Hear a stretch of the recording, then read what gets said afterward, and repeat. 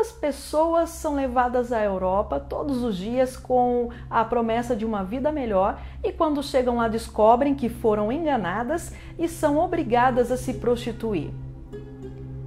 Você sabia que no final do século XIX, início do século XX, este caminho era inverso? Em 1872, a população de São Paulo não passava de 32 mil almas. Porém, em 1920, essa população já passava de 579 mil pessoas. Parte disso se deve à imigração, que foi facilitada em 1889. Entre tantas outras etnias, vieram para cá famílias judias e também moças pobres, também judias, desacompanhadas, que quando chegaram aqui foram obrigadas a se prostituir. Elas ficaram conhecidas como polacas. As polacas desembarcaram no Brasil e seguiram para algumas regiões, como Rio de Janeiro, capital até então do país, Santos e Cubatão, centro de São Paulo, região do Bom Retiro e Santa Efigênia, que eram conhecidas como a região do Baixo Meretrício da cidade. As mais novas seguiam para Buenos Aires, que era a sede dessa organização. Zuimigdal era o nome desta organização, que se disfarçava de organização de ajuda mútua. Ela teve início na comunidade judaica do leste europeu. Ela tinha negócios por todo o globo, inclusive vários bordéis aqui no Brasil e mais de 3 mil bordéis na Argentina. Das polacas, nós herdamos alguns vocabulários. Encrenk, do Yiddish, que significa doença, um homem que tivesse alguma doença venérea. Sacana era outra palavra em Yiddish que elas usavam para perigo. Quando a polícia chegava, elas gritavam sacana. Kaftan era o nome do sobretudo pesado de lã que os encarregados dos bordéis usavam e ficou a palavra cafetão.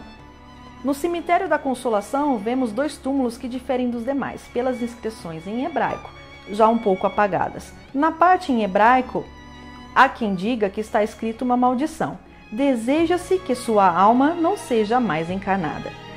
Tentei achar uma explicação sobre isso nas tradições judaicas e só consegui a informação que é o que se escreve nos túmulos dos judeus que se suicidam ou, como no caso, judias prostitutas.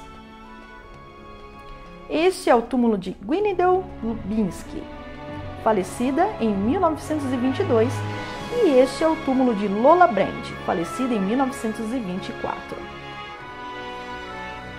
Normalmente, nas comunidades judaicas, não é permitido que os corpos das prostitutas sejam enterrados em seus cemitérios.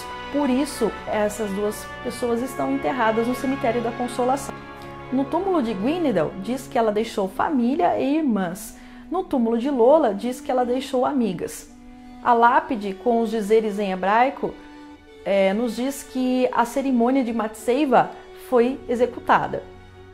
A pedra tumular do sepultamento judaico é colocado 7 dias após o falecimento, ou após 1 mês, ou após 1 ano.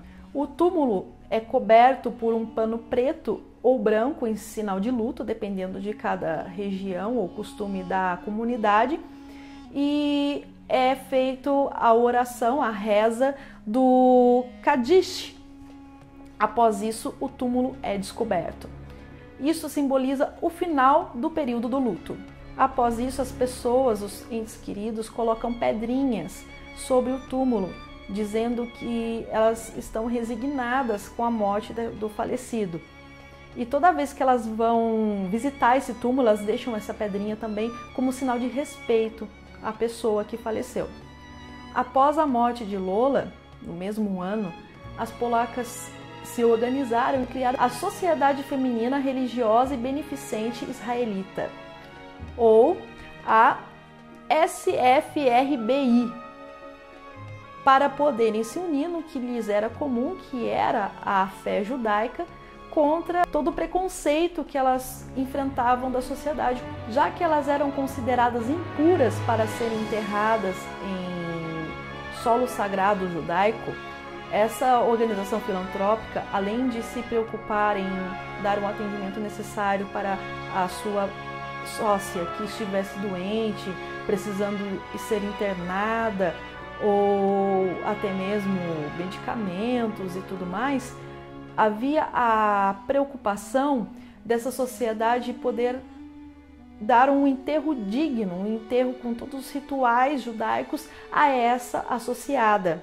Era tamanha a preocupação com a questão delas terem um local para enterrarem as mulheres prostitutas judias, as polacas, que não podiam ser enterradas nesses cemitérios judaicos convencionais, que em 1926 elas compraram um terreno.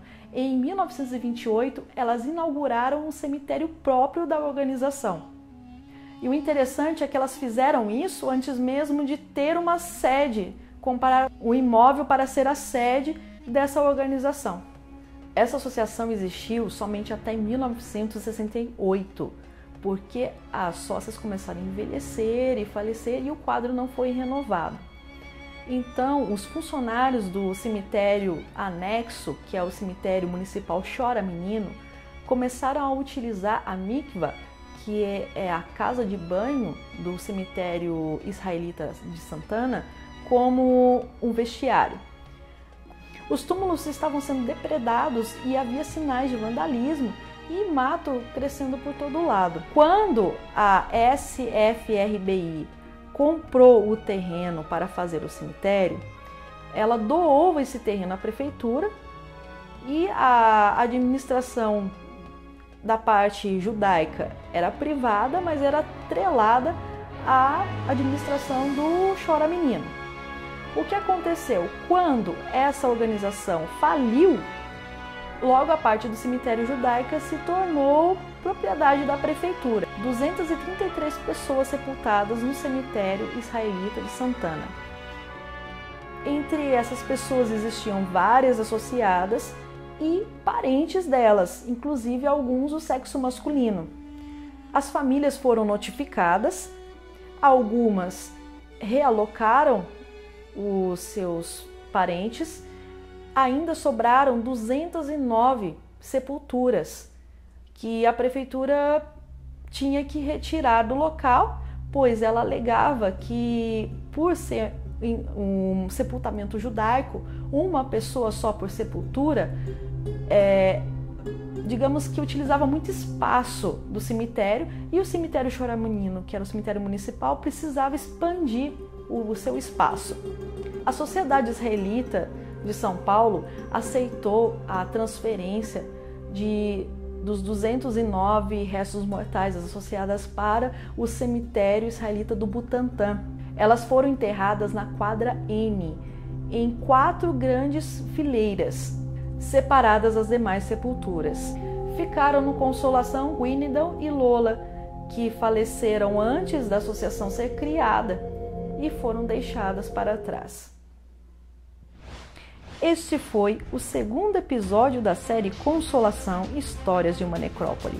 O primeiro episódio foi ponto de interrogação e você acha aqui nos cards. Se você gostou, se inscreva no canal e clique no sininho para receber notificações dos próximos vídeos. Eu sou Denise de Fonseca e esse é o Mapa Mistério.